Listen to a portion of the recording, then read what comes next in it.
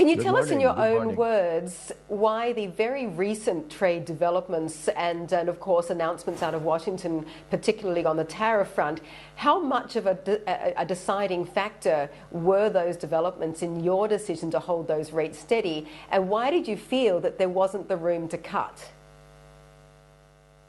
Well, JP is right. We would have cut if not for this new factor of uncertainty that we're facing. As you know, the economy has many moving parts, and so we use models to analyze the economy. And our models don't quite capture this new factor. The factor is the uncertainty we're facing. It's not just the uncertainty about trade. The uncertainty itself about what's going on is a factor. And so we thought we needed more time to deepen our analysis of what's going on. As you know, when we're on an easing cycle, and we are on an easing cycle, we're still on an easing cycle. We want to do 25 basis points at a time, and we want to do it in the same direction for a while. Now, if we had to reverse ourselves, that means we're not on track. So we're hedging so that we don't find ourselves in a situation where we have to reverse ourselves. We wanna stay on an easing trajectory.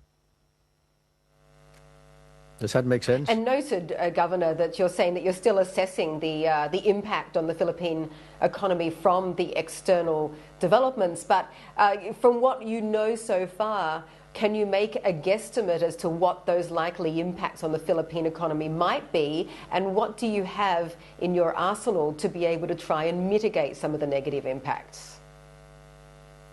Well, our economists, as well as other economists around the world, are saying, given the baseline expectations of what will happen, inflation will go up around the world, globally.